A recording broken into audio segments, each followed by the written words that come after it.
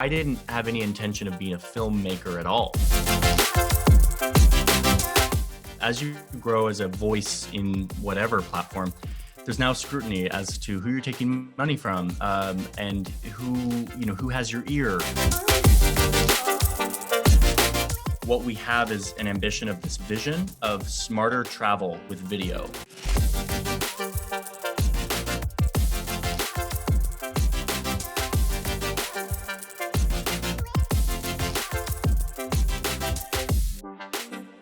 Good afternoon, everybody, and welcome back to our Learning from Leaders series. We're delighted today to have Johnny Harris, a filmmaker, YouTuber, influencer, and the founder of The Bright Trip. As always, I'm joined here today by Peter Vanham, the author of Before I Was a CEO. Peter, good to see you again. Good to see you. It has been a long time, nearly 1 month. I know it has, and luckily for us, at least spring has started. And as you know, because we're both in Geneva, happily also we seem to be going to some reopening, some terraces. So good news is on the way, it seems. Good to see you, Luc, and of course, a big welcome to our guest today, Johnny Harris. I'm a big fan of Johnny, who has been an influential documentary filmmaker for a couple of years now. First starting at Vox in the US, creating an incredible series called Borders, and now as an independent filmmaker, I had the chance actually to sponsor one of Johnny's works with the World Economic Forum. And also, Johnny is a startup entrepreneur with his company Bright Trip. So we've got a lot to get through, Johnny, in this hour that you're with us. Thank you so much. But first, we have to know, of course, how you are, and we typically start by asking you, how are you, but also where are you? Yeah, I'm glad to be here. I'm good. I'm feeling the same optimism you are. I'm in Washington, D.C., and I am fully vaccinated as of a few days ago, which Wow. I can't tell you the mental shift that has had in just everything.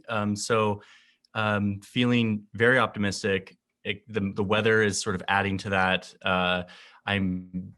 Travel is on the horizon, and I'm feeling really good. I just about literally 7 minutes ago passed 1 million subscribers on YouTube. I just saw the clicker to click up, and that was sort of an exciting thing. So yeah, some good optimism all around today. Yeah, it's indeed a special moment to be talking. Of course, you guys are a little bit further ahead, I think, in the US in terms of vaccinations than many other places, including Europe. But we do have to look back a little bit, don't we, to how COVID nevertheless has impacted your life and also your work. Because I mean, your work has been a lot about travel, and obviously that couldn't happen for the last year and a half.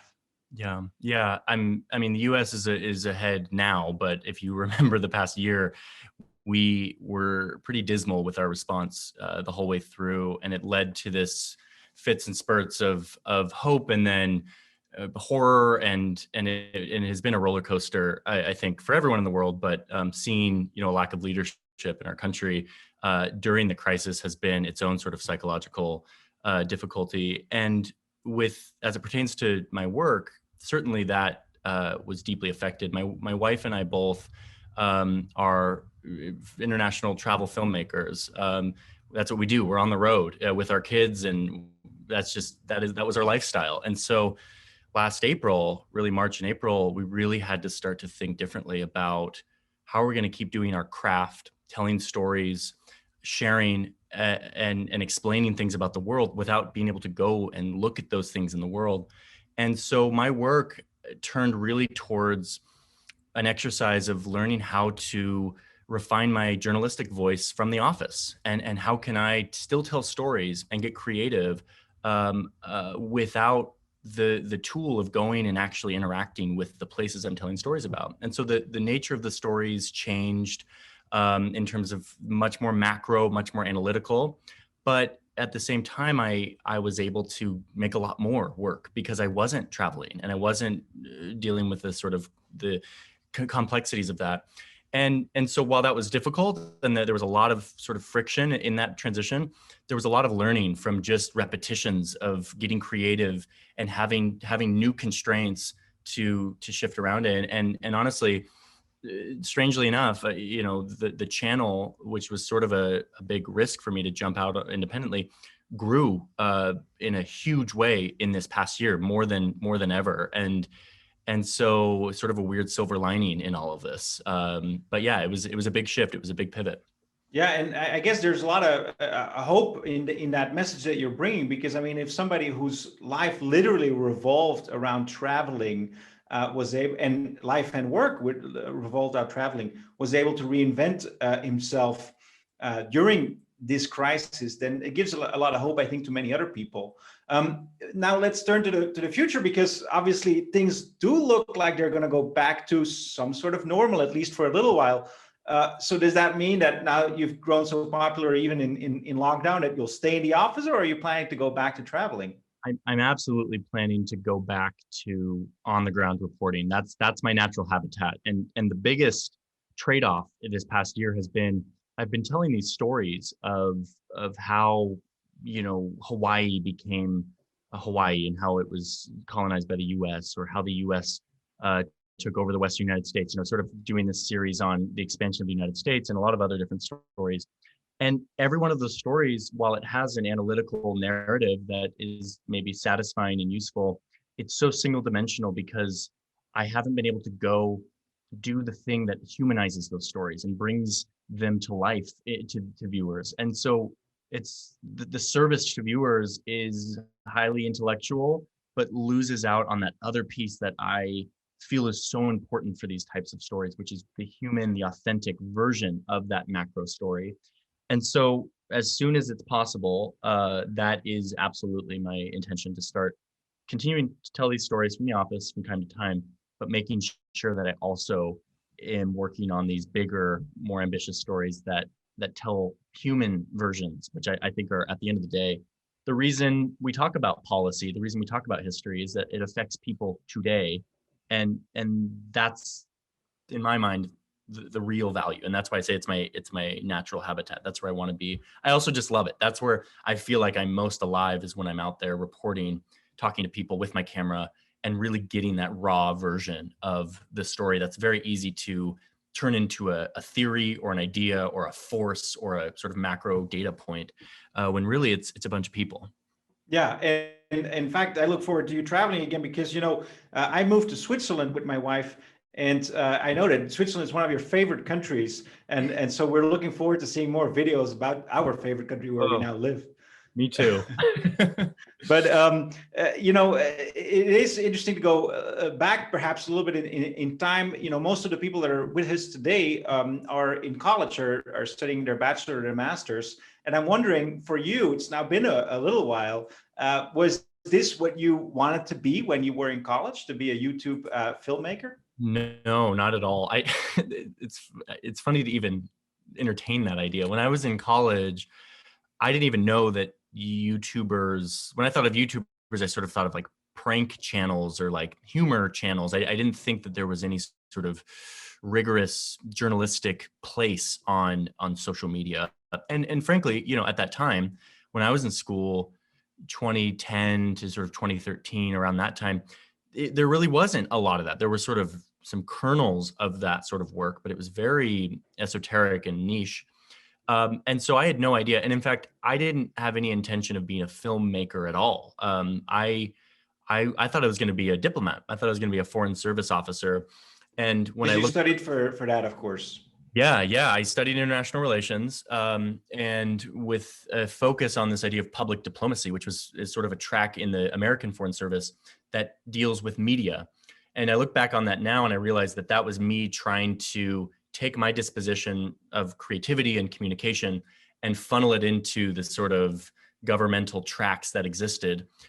I luckily didn't get in. I made it to the last tier of the Foreign Service test and didn't make it past that last, the oral exams, and which is the best thing that ever happened to me, because I really had to rethink, like, well, what am I doing here? And when I got out here to Washington, D.C., I realized that there was a lot of people who were really smart, who were in the think tanks doing a lot of that research, but there wasn't people doing the communication of that research. There wasn't people taking that research from the ivory tower and actually blasting it out. A lot of think tanks were trying to do that, but there wasn't someone who was deeply in touch with the learner, with the layperson who wants to understand. And so I really started to say, like, could I blend my love for international relations with my love for communication and visuals and maps and travel?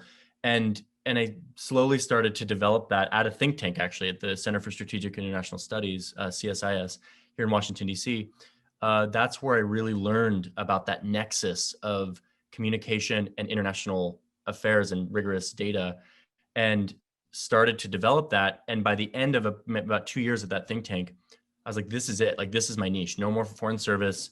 I'm going to find a way to make this work. And luckily at that time, around 2014, 2015, Vox was born, and they were sort of the perfect stepping stone to make manifest that desire to take rigorous information and communicate it in sort of a mass internet-y type way. So it was absolutely a benefit of timing with how the industry was maturing at the time I was graduating.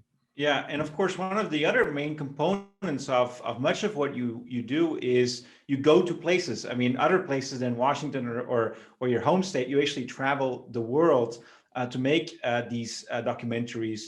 Is that something? I mean, have you been traveling since you were a kid? What's the background Yeah, there? no, I grew up in a small little town in Southern Oregon, 5 hours from any airport, and didn't leave the country until I was 18. And that was to Mexico. And then I took my next trip was to like Wales, like I was not a traveler. But once I did take those trips, something sort of ignited in me as like a late teenager. I said, wow, there's this sleeping dragon inside of me that's just been, growing up in this small town, never leaving even the Western United States.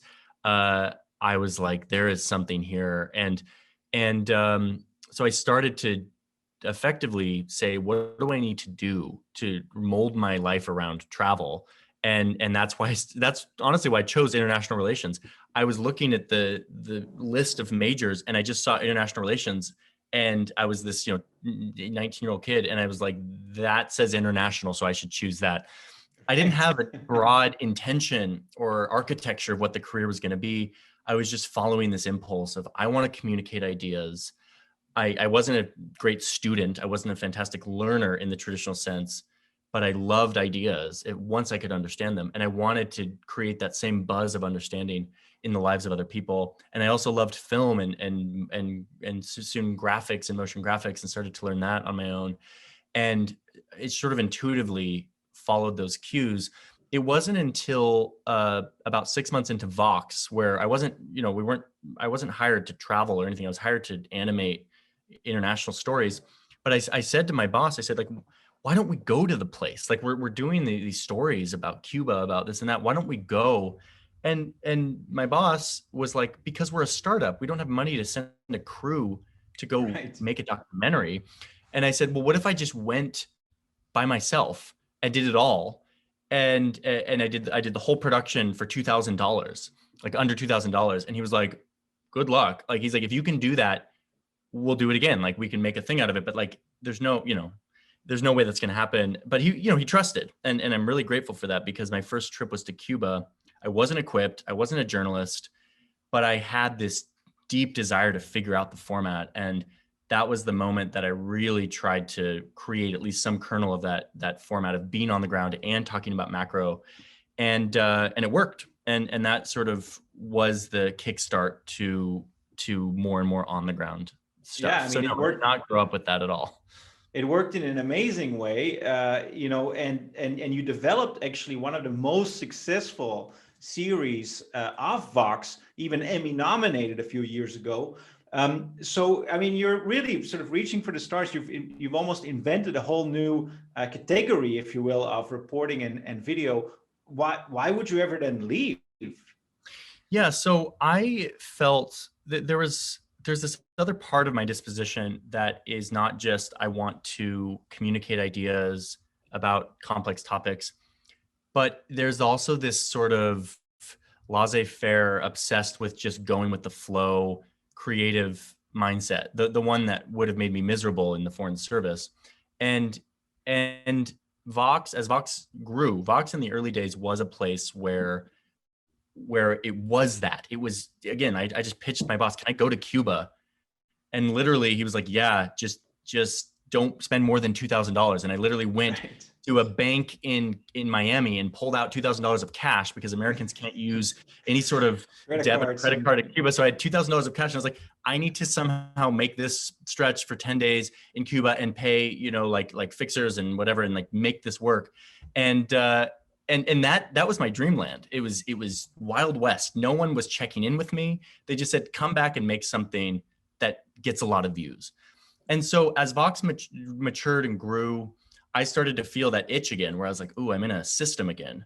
I'm in a system." And now and again, it was nothing wrong with Vox. It was me. It was me saying, like, I need to disrupt this again and create another environment of big risk and like big ideas that I can stretch out and do weird things in, and like different things. And that's ultimately what led me to decide to step out on my own.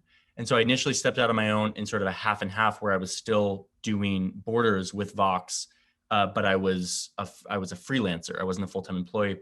And then after the Borders USA season was canceled because of all the news and all of the changes in the United States last year, I then decided, okay, this is it. This is a sign for me to truly say, I'm ready to lean in. And like I said, it wasn't the wisest decision. I maybe had a couple 100,000 subscribers, but the economics didn't totally add up at that point for me to sustain that.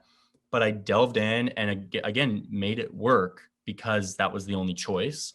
And that's what the past year has been, me trying to make it work the best possible. And it ended up being the right decision. And again, I love being in this Wild West environment where there aren't rules. There's just, what can you make that works in the market? Yeah. And you've, of course, thought about that. Now, one of the other things that you've done, besides becoming very successful as in an independent as a filmmaker, is you've started your own startup company. It's called Bright Trip, and it really seems in a certain way an extension, of course, of what you've done and what you've learned as you've traveled in the past few years. But it's also much more than that. Could you tell us a little bit about what that is and where that idea came from? Yeah. So as I started to develop this love for communicating complex ideas in a visual way, using video and a unique sort of voice in video that was accessible and really digestible, I thought, I don't want to just have this be associated with me and my face. Like, that's a very limiting version of that thing. That ethos of communication could be a lot bigger and could be applied to so many other things that have nothing to do with me. And so, and again, my wife was also in the same boat of realizing, what's the bigger version of what we're doing? And it was at that time that we met Andrew, our co-founder, who has a background in education technology. He builds platforms for education. And we came together and built this idea of Bright Trip, which is a place where you can take a travel course. If you're going to Wales or if you're going to Morocco, instead of reading a book about it or reading a bunch of blog posts, you can buy a course that uses all of these same techniques of video and communication and rigor and history to demystify a place and to enlighten you about that place, the story of that place, how to actually take it on in a culturally sensitive way, in a responsible way, in a way that really gets you close to the place and the people. And it has nothing to do with me. I made, obviously I've informed the systems and the background and the voice and all of that. And then we made the first few courses, but we're now scaling. And it's amazing to see the Bright Trip ethos has been bottled, and now it's working, and now it's being executed by other people that I may be giving oversight over. But the goal is that it starts to roll upon itself and it becomes a product that people want to consume in the same way that they want to consume my YouTube videos, because it makes them learn about something that they want to learn about. In this case, it's for travel preparation. So we launched that in January of 2020, moments perfect before timing. Travel. Yeah, perfect timing to launch a travel startup. But honestly, yes, because during that time, a lot of the incumbents in the travel world really took a big hit. And, it's not a happy thing, but if you're trying to start a new disruptive company, that's also like, all right, this is an opportunity for us to, when travel comes back, be the new version of travel, the more informed, the more sensitive, authentic version of travel, which we think is the direction travel is going. Oh, and it's visual and video, which is also the new way of consuming information. And so we are now really gearing up for a pretty aggressive scaling process to grow this company into hopefully a giant company. And next time you go on a trip, you'll go to Bright Trip and you'll buy a course to prepare for your trip.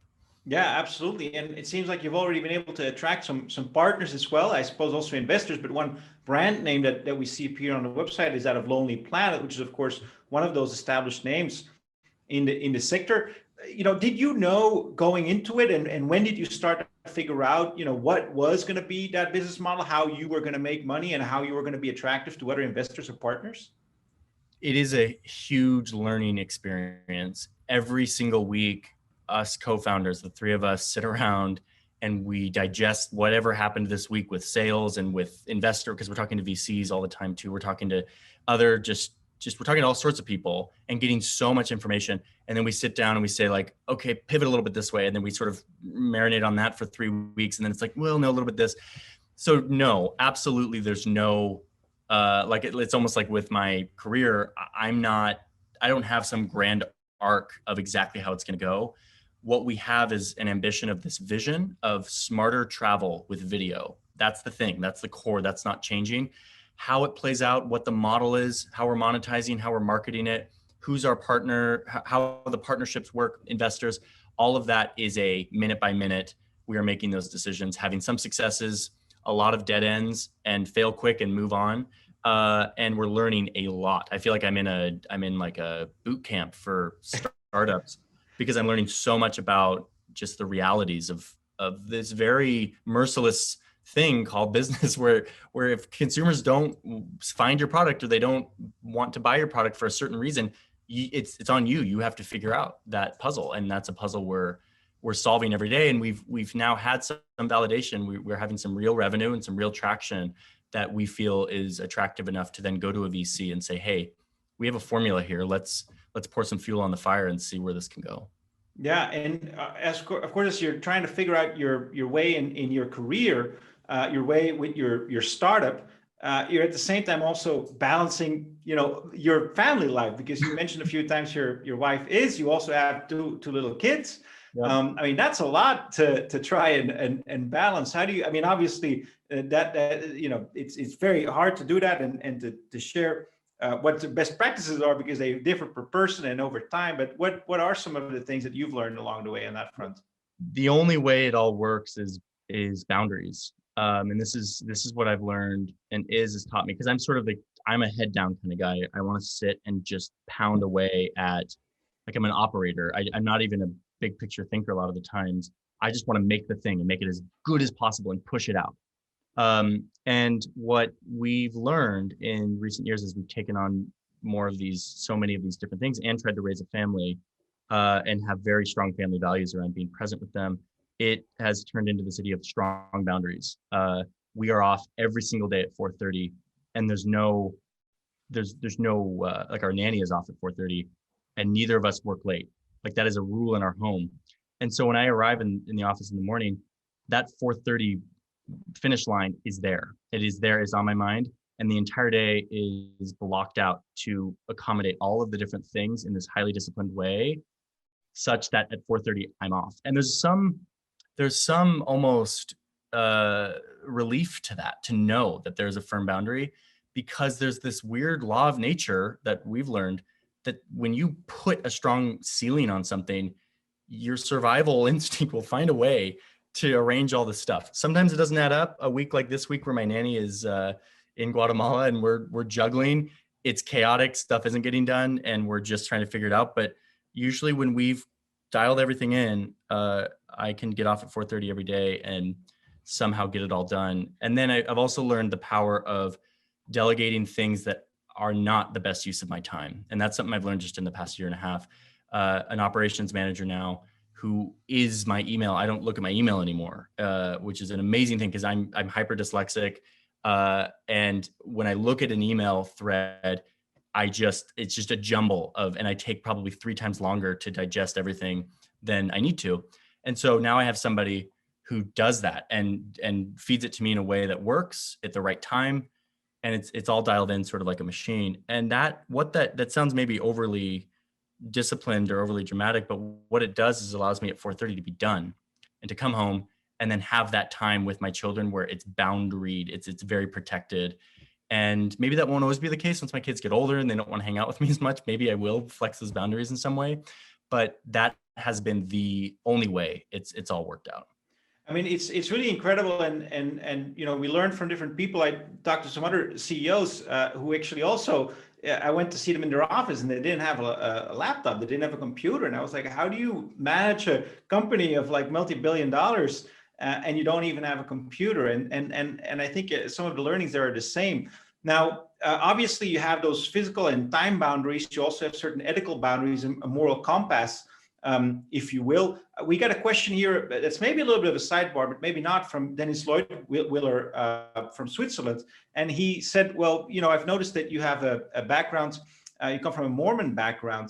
Mm-hmm. Does that play at all, he asks, into what you do, you know, how you make your stories, but perhaps in other parts of your life, of your career? Yeah, so I grew up as a member of the Mormon Church, and chose to leave the church about 5 or 6 years ago.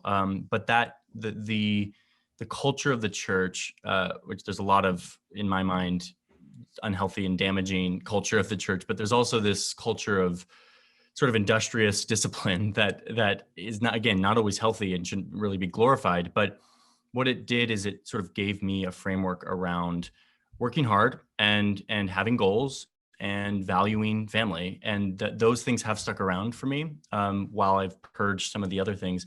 In terms of the moral compass, I wouldn't say the Mormon Church dialed that in for me. I would say that arose from parents, and then of course Iz and I have developed our own version of our moral compass.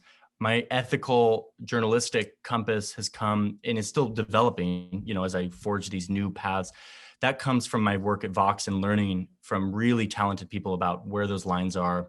So it's an amalgam of a lot of things. I think the Mormon piece is one ingredient of many that have led to some of these boundaries and these sort of moral compasses. Yeah, that's very, you know, I think we're all trying to figure out, and especially, of course, you, since you're working in a couple of industries that are, as you say, are developing, and where sort of the business models are evolving, but also sort of, as you say, the boundaries in terms of what's a ethical practice and whatnot. I mean, you and I have been a little bit involved in that, as we collaborated. Where do you get that from? Is it from looking at what exists and others are thinking about this? Do you develop that on your own? What are some of your major guidelines in life, let's say, or the things you look at? This is a big question, and it's one that I'm in flux with as I grow, especially as I grow and there's more scrutiny. You know, as you grow as a voice in whatever platform, there's now scrutiny as to who you're taking money from, and who has your ear, and are you an objective storyteller? Where are your motives? And I am not. It's interesting. We have institutions that answer these questions. We have literal entire cultures and ethical frameworks that are developed over time to answer those questions and those conflicts. So to expect an individual who's in a new industry to be able to navigate that in a sort of clean way is a really difficult order. And especially as I'm trying to build a business, I'm trying to grow and scale and all these things. There's big business mandates. At the end of the day, my North Star is that I am trying to tell fact-based, truthful stories, period. And if those stories are in collaboration with the World Economic Forum, who, you know, has done really amazing research, or even with Google, for example, I do work with Google sometimes, a big for-profit organization whose job is to just make money, but they also do work that I believe in terms of like Google Maps and that, you know, a lot of their, so I'm not ready to write off any organization just because they make money. I'm ready to write it off if the facts don't line up or if I don't agree with the interpretation of the data. But if I do agree with that and I can defend it, I will tell a story that uses that data to defend a certain fact. That may change a year from now. If you talk to me, I may have a whole different compass. I will maybe a little bit more seasoned in this, but I want to tell stories with facts. I want to enlighten people about how the world works, period. How that's funded and where those lines are is constantly in flux. But as long as that's my North Star, I think I'm in pretty good shape. And I think my audience will develop a trust around that sort of earnest desire to share real stories with real facts. Yeah, and we see that, of course, in the number of fans that you have, and the kind of people, or the number of people that also watch your videos. I want to bring in a couple of those people, Johnny, if that's okay with you, that have joined us today. And perhaps why don't we start with Simon? Simon, who is originally from Zimbabwe, but is studying in Barcelona. We're all very, very jealous with where he is right now. Simon, you had a couple of questions, I think. Do you want to kick it off with a question perhaps on Bright Trip? Yeah, sure. So, hello, Johnny. I'm Simon, and as Peter mentioned, I'm from Zimbabwe, and I'm studying business management and finance in EU Business School in my final year now. One of my main questions was, so your experience as a filmmaker and YouTuber revolves around and depends on social media. Recently, there has been a lot of debate about the alleged politicization of social media platforms like YouTube and Instagram. Most recently, about the silencing culture. What are your thoughts on this? And do you think this may impact Bright Trip's business model in any way, shape, or form? When you consider things like boycotting or some of the funding things that you were talking about just earlier? Maybe you could just shed some light on that. Yeah. I think that we could have an hour-long discussion about where the lines are on cancel culture or silencing culture, or the idea of boycotting in a sort of massive way when somebody has a gaffe or a really serious, those are case-by-case things that are really hard to put a blanket statement over. As it pertains to Bright Trip, though, we are really aware that there's a serious outcry against the status quo, and especially in travel. Yeah. And that status quo in travel is often looks very much like the same person who you think of as the person who can travel. Yeah. And I fit that archetype, and I am that cliche. And we're very aware of that. And what we are trying to build is a place that, while it's founded on the communication ethos of empowering people with knowledge, it will embody a communication technique, and the people, the voices who are actually doing that communication, we're committed to making it as diverse and disruptive as possible, because we believe that silencing culture is not just an outcry, or it's a very authentic outcry that comes from very real roots, and is very deserving. There are things that deserve to be canceled if they are not making an effort to change and to represent the reality of our world. And so we think about this all the time as we're thinking about who's going to host our courses. Like, we're thinking about Morocco right now. We have a Spanish YouTuber who's going to host this course of a road trip in Morocco.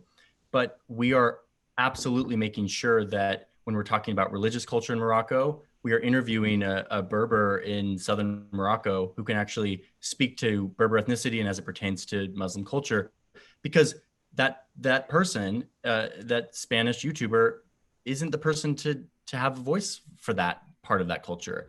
I run into this all the time as someone who tries to tell stories in other people's countries.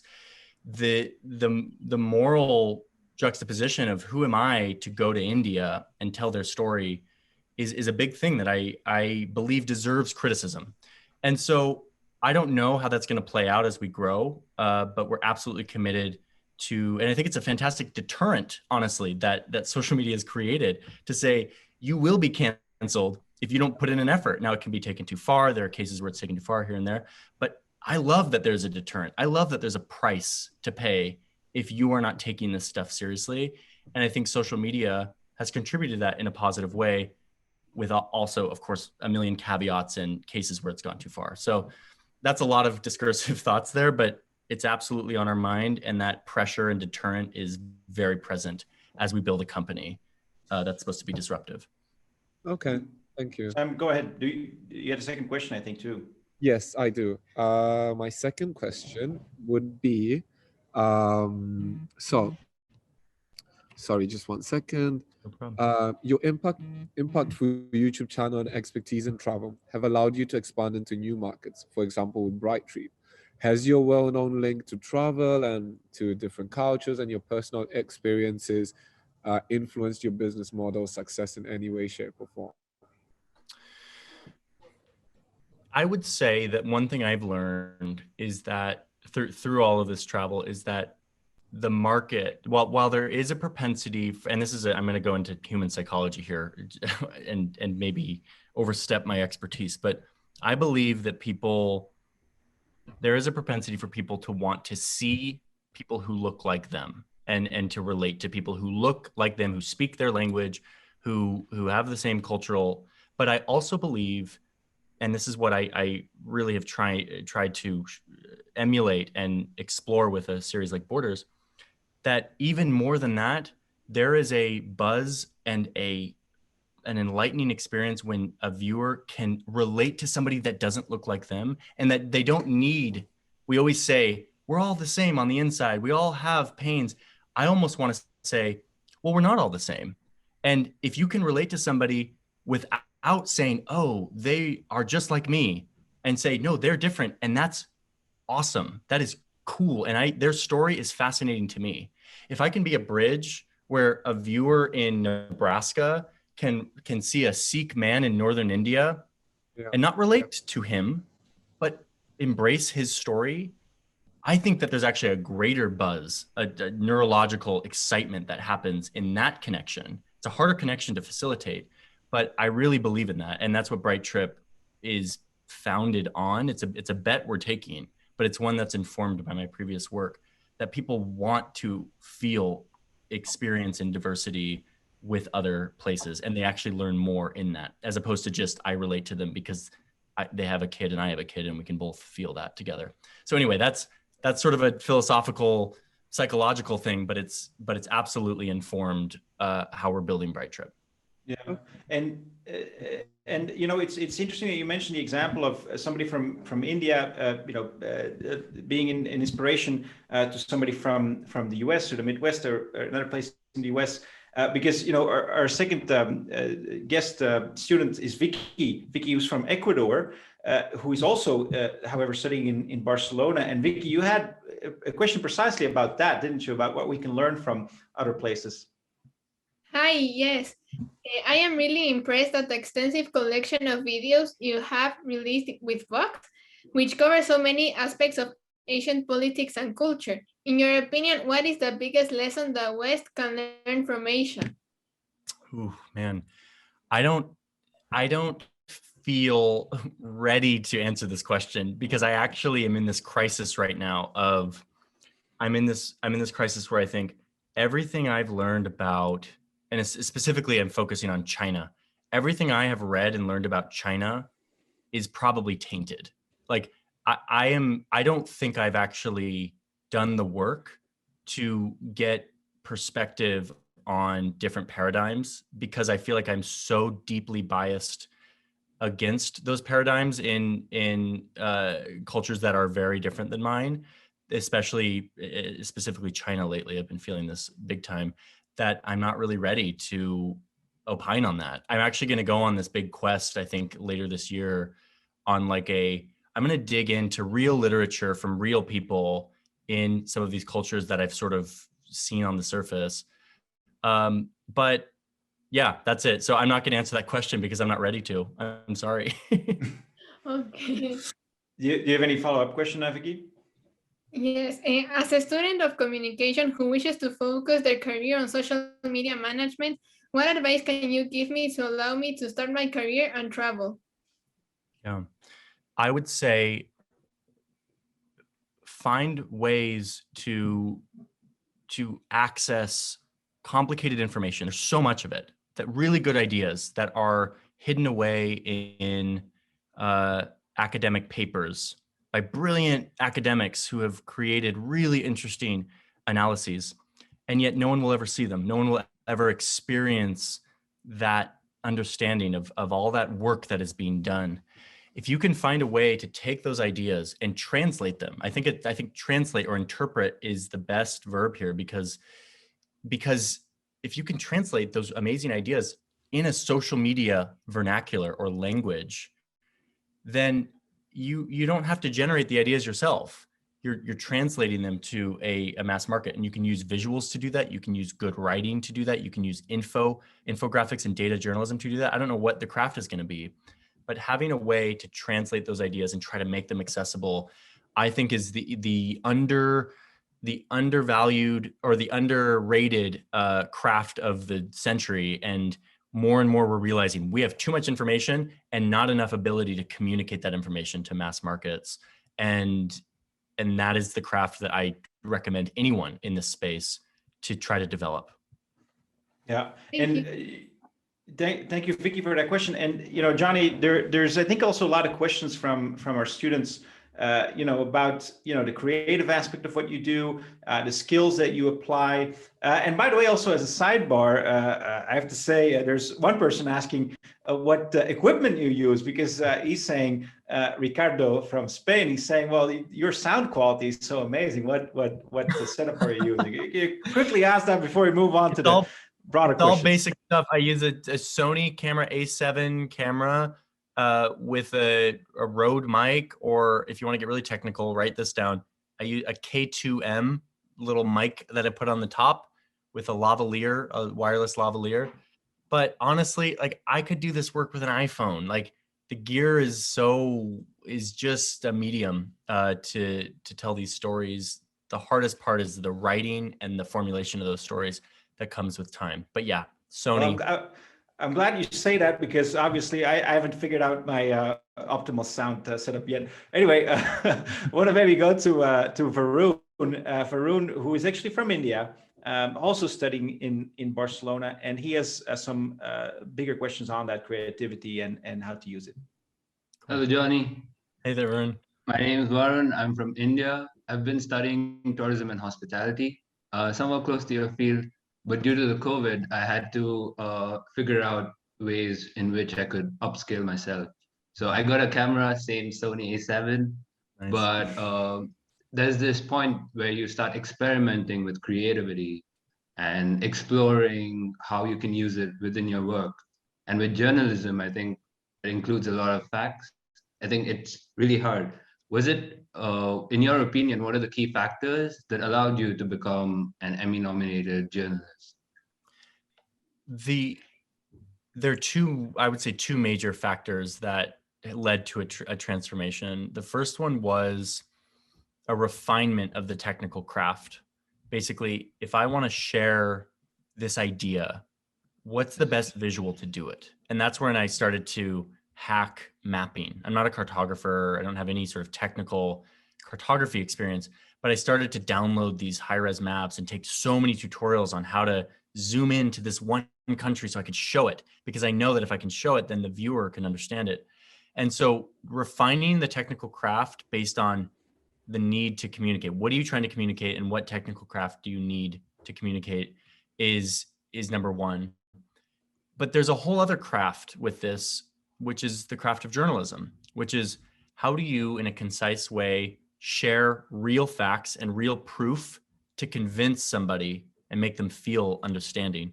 And that came through none of my own efforts. That came from an editor, a story editor at Vox named Joss Fong, who would look at my scripts. And I mean, if you could see my scripts in 2015 or 2016, how thin they were on facts, how indulgent they were in writing, how non-visual they were in the writing, you would just see a very sad sight. I was not a good writer from a journalistic standpoint. I had a lot to learn, and Joss, as an editor, would just patiently and very almost harshly explain the right way to do it. And there's something really powerful about having a mentor like that who can look at your scripts and guide you.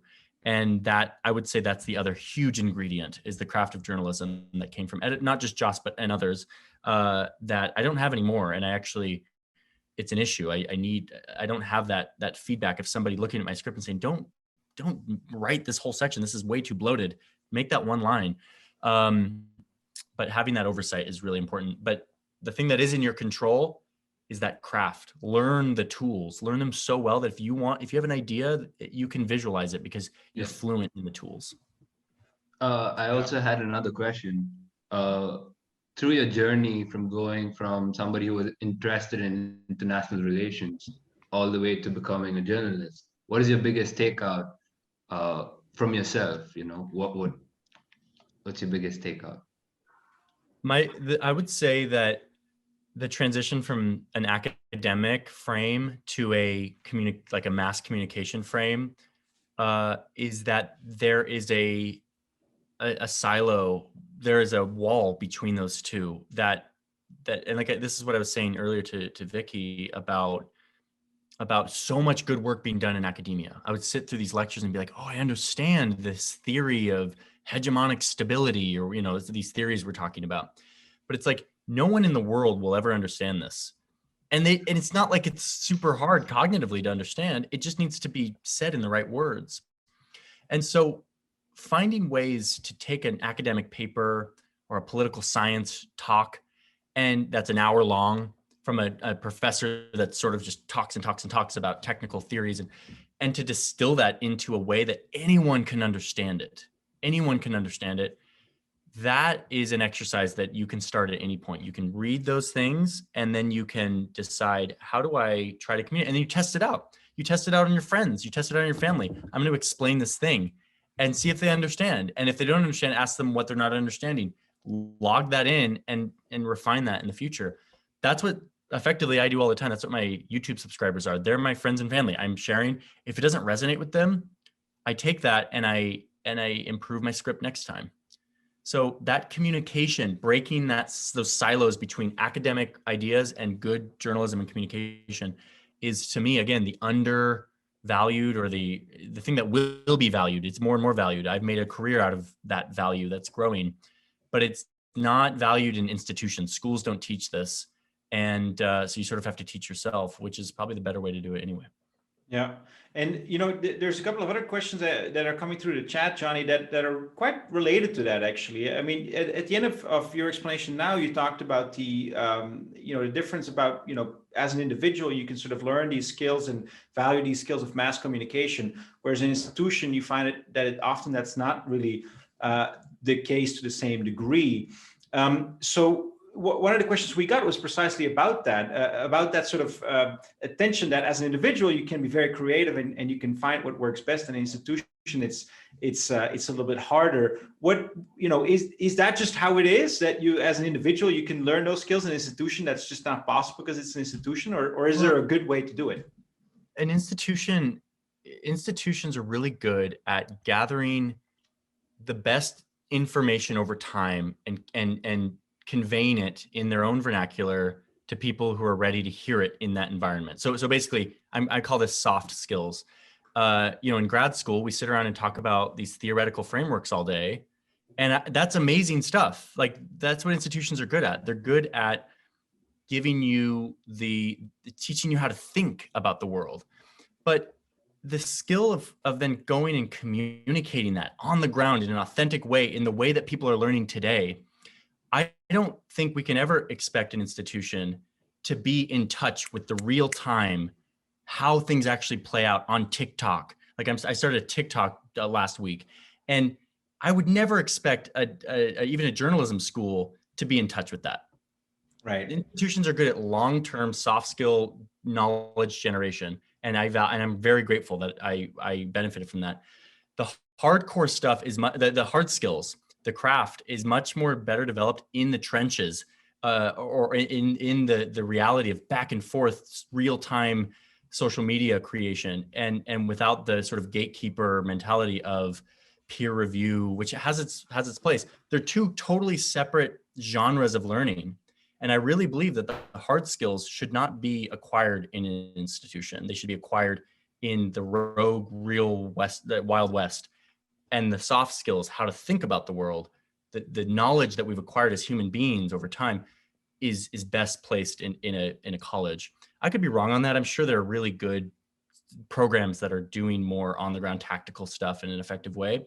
But I don't want to put the expectations on an institution to be in touch with real time how things are communicated today, Right. especially in a social media context. And that, of course, you're basically saying, or at least I'll choose to interpret this way, is that it really is a good idea to travel, to go out there in the fields, and to gain a lot of these skills, experience, and all of that. Natalia, one of the students that's joined us too, she's asking a question about that. How do you do that best? What do you recommend to young travelers how to get the best experience from all the places that they're visiting? I mean, you've got a lot of experience with that. By the way, she loves your video blog, she says. Oh, great. Thank you. So it depends what your goal is. If your goal is to learn how to communicate, don't wait for somebody to give you an assignment to go make a video. Go make a video. Go make a video, or go make a video or a photo essay, or go create a data visualization based on your travel. Do that on your own. Acquire those skills on YouTube. It's all accessible. And if you want to learn the experience of going to a place and telling a story about your trip, nothing is stopping you other than putting in the time to develop those skills. And it's not going to be what you want it to be. The first time you start making stuff, it's going to be way far away from what it's like me. I'm learning piano right now, and I'm nowhere near where I want to be, but it's like, I got to keep plugging away at it. Everyone has to start somewhere. If you're not interested in communication, or you're not going to travel to tell stories about it, and you just want to immerse yourself and enlighten yourself, I would say that the best way to do that is to find a way to go to a place that doesn't have what I call a tourist machine. A lot of these economies build up around serving a customer. It's a business. And in fact, Peter, I think you went to school in Leuven, right? That's right. Yep. So I was speaking at a conference in Leuven outside of Brussels, and maybe there's some tourism there, but it didn't seem like there was a tourist machine. That's right. That's right. And I felt like in Brussels, you're fed through the tourist machine. You go onto the Grand Place and now go over here to this gift shop and now get Godiva chocolate and now do this. When you go to Leuven, which I would have never gone to, I felt like I was in Belgium, real Belgium. And I learned so much more about Belgium there than I've ever learned. I lived in Brussels for a while. I love Brussels. It's a fantastic place. If you want to go and interact with a mind enlightening experience, go to a place. It's sort of a cliche, the off the beaten path, but like, go to a place where there is no incentivized tourist infrastructure to feed you a certain experience that's meant for the least common denominator, where you have to interact with how people actually do things. So that's my sort of travel advice for someone who's and obviously, thanks for the shout out to not only the city where I studied, but also where I was born, Leuven. Another country that you have quite a bit of experience with is Colombia. And actually, there's also a student from Colombia, Sophie, who now lives in Switzerland, but is from Colombia. And she says, I mean, she loves what you do or what you've done about Colombia. She says it brings a better image to my country because because you do things that are different. You don't necessarily talk about the drug story or the stereotypical image that you would get from a particular country. She's asking you, what would, if you would go back, what would you investigate next about Colombia, and why do you think it's been so attractive to be doing things around that, not just for you, but obviously it's gotten into popular culture also with these series lately, etc. Yeah. So I think if I went back, I'm really interested in taking topics that are covered a lot, but then finding the sort of like thing that no one's looking at part of it. The migrant crisis, unprecedented numbers of Venezuelans flooding in. Everyone's covered that. And the angle I wanted to take on that was the historical ties between these two countries, because a lot of Colombians fled into Venezuela, and there's a sort of brotherhood that exists between the two. And that was sort of the angle. The drug story, instead of talking about cartels, talking about the farmers who are in the middle of all of that, who have no interest in drugs. They're just trying to survive, and that's the only economy because there's no government infrastructure. If I were to go back, I would probably do the same thing. Find a well-covered topic like coffee and climate change. That's been covered a million times.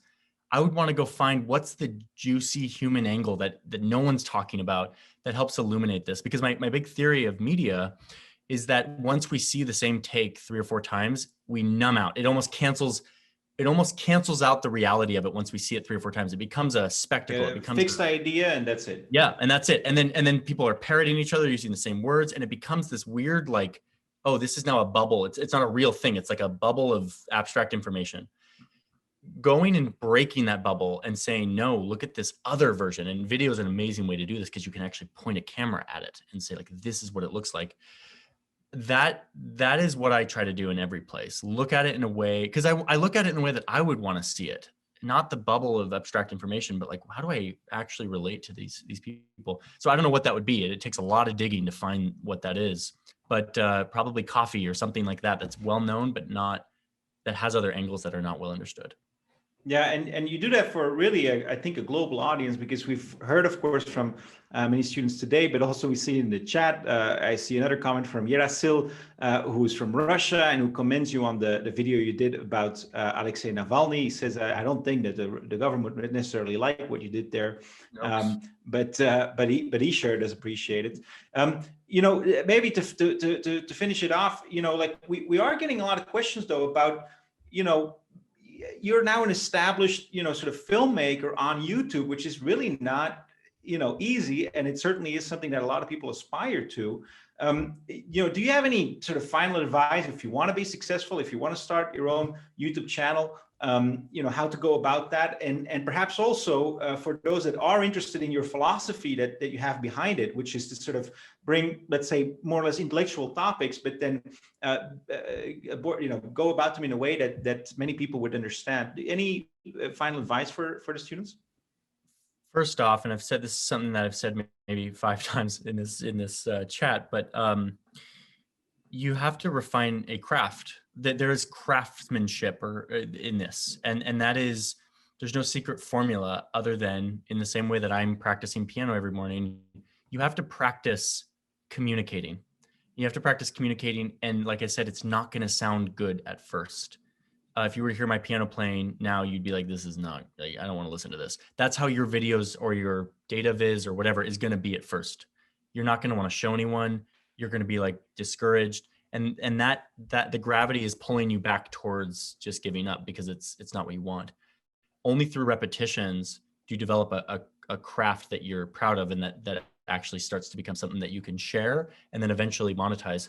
But that's a long journey. But there's certainly not a lack of resources on how to do that. You could learn everything that I know on YouTube, and that's where I learned it. I learned it from YouTube and Skillshare and just sort of messing around. That just takes time. So start developing a craft, and if it's a craft, don't let that craft be what I tell you. Let that craft be something that you're naturally interested in, because that's going to be the fuel that gets you through the hard times of discouragement. You should be if you're naturally interested in graphic design, lean into that and keep going in that direction. In terms of the actual sharing, what types of information you share, and this is my experience, if you talk to 10 different YouTubers, you'll probably get different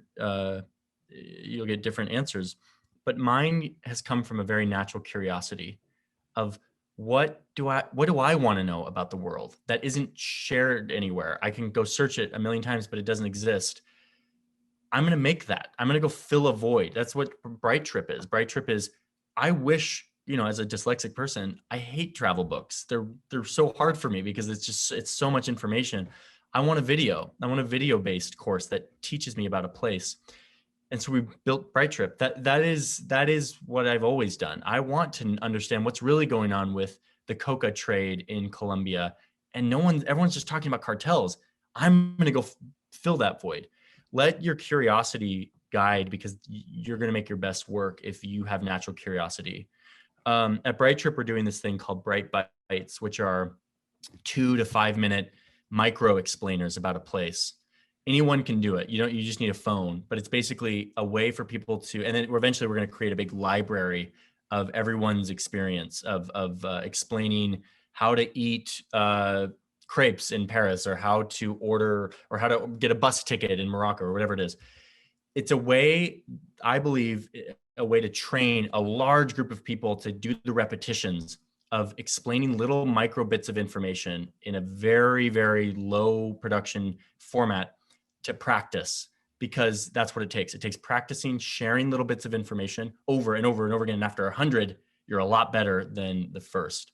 So yeah, that's a lot there, but let your curiosity guide and know that this is a craft. It is like woodworking or cooking. You have to practice and you have to sort of do it a bunch. And I've been in the trenches for 8 years practicing. And that's where all of this comes from. It didn't come from just some special talent that I had. It came from a lot of practice. Yeah, and I think that's, amazing advice for all of us to follow. And we have that opportunity, don't we? I mean, like we can, of course, learn from sessions like this, but as you said, we can go out and explore on YouTube and other channels more about that. Johnny, I mean, it's been amazing to spend this hour with you. I'm sure everybody here will agree. I see so many smiling faces and also the students sort of nodding in agreement. So thank you so much for spending your time with us, even as your nanny's not there and you only have a limited amount of time. We learned so much. Thank you for doing this, and we hope to see you soon in person, perhaps in Switzerland and Barcelona or somewhere else in the world. That sounds amazing. It was great being here. Thank you everyone for your awesome questions. I'll see you soon. All right, thank you so much, and I'll leave it off to Luc to send us off into the night. Thank you very much, Peter. Thank you very much, Johnny. Well, first of all, another congratulations to reaching your milestone of this 1 million. Let's hope for the next millions to come fast. Good luck as well in the venture of Bright Trip, and lot of success with that. Hopefully the years to come will even be brighter than facing the pandemic. Amazing experience for our students. The natural curiosity is definitely a point that everybody needs to get out from this session, I think, and become more creative. Next for us is already next week, where we will have the guru of artificial intelligence, Mr. Tom Siebel, which is the founder of C3 AI, and he will tell us all about the artificial intelligence. So I hope that everybody will be connecting next week, Thursday, 5 p.m. In the meantime, stay safe, study art, and I'll see you soon. Thank you.